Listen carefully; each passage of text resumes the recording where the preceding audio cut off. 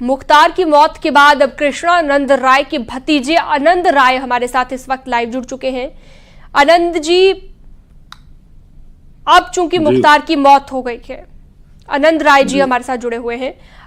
मुख्तार की मौत हो चुकी है। इस वक्त पूरे प्रदेश में जो माहौल है वो आप देख पा रहे हैं। आज पोस्टमार्टम भी किया जाएगा, पूरे तरीके से तमाम चीजें होंगी। अभी इस वक्त क्या महसूस कर रहे हैं, क्योंकि आरोप बहुत सारे थे, चाहे वो हत्या हो, फिरौती हो, लेकिन आपके ही परिवार के शख्स कृष्णानंद राय, जिनकी हत्या हुई थी 2005 में। जी, कल आप ही लोग के न्यूज चैनल के माध्यम से पता चला कि मुख्तार अंसारी को हार्ट अटैक के द्वारा मृत्यु हो गई है। सन 2005 में स्वर्गीय विधायक कृष्णानंद राय जी की हत्या का आरोपी मुख्तार रहा है। आज उनके परिवार को एहसास हो रहा होगा कि अब किसी अपने के होने का गम किस तरह का होता है, और ये शुद्ध रूप से अपराधी रहा है।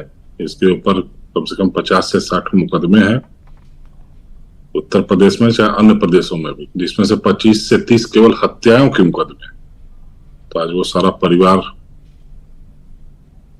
में खुशी का माहौल है।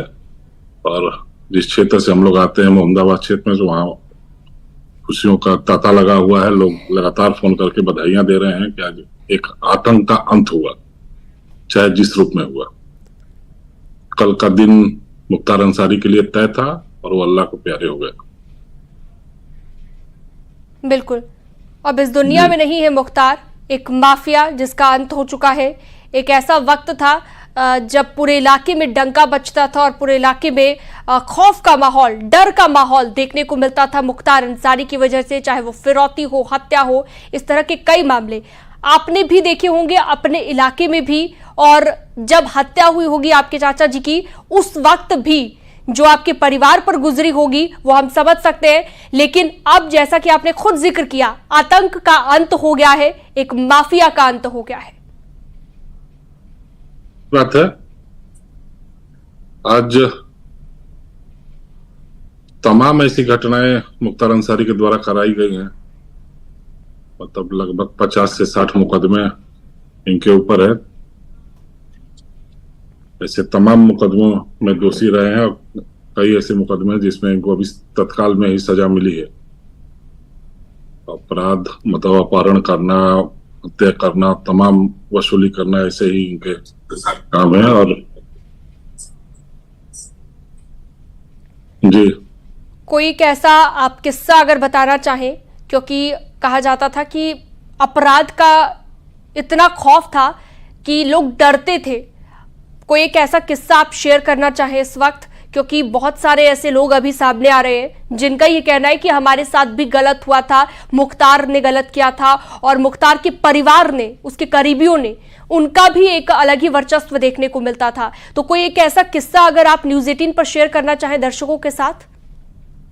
ऐसे तमाम उदाहरण है। जैसे एक हमारे बड़े करीबी हैं अशोक सिंह जी, बगल के जनपद के मऊ के रहने वाले, उनके बड़े भाई जो कि ठेकेदार थे।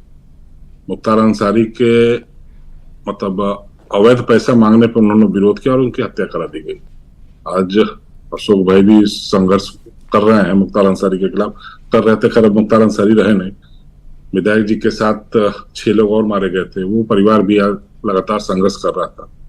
एक ऐसा दौर था कि मुख्तार का आपराधिक चरण पे था, मतलब चरम सीमा पे था। जेल में रह के तमाम तरह के आतंक करना, वसूली करना, हत्याएं कराना, जमीन कब्जा करना, जेल में ही दरबार लगाना। तो सरकार के सर पे, उस समय के तत्कालीन सरकार के सर पे गुंडे की चरम पर थी। भगवान के घर अंधेर है, भगवान के घर देर है, अंधेर नहीं है। ऐसे अपराधियों का हश्र एक न एक दिन ऐसा होना ही। बिल्कुल, वो तमाम लोग भी यही कह रहे हैं कि भगवान के घर देर है, अंधेर नहीं, क्योंकि आतंक का पर्याय बन चुका माफिया मुख्तार अब इस दुनिया में नहीं है। और सबका यही कहना है कि उसे अपने किए की सजा मिल गई है और अब वो इस दुनिया में नहीं है। कल का दिन कुदरत की ओर से मुकम्मल किया गया था उसके मौत को लेकर। ओपी सिंह जी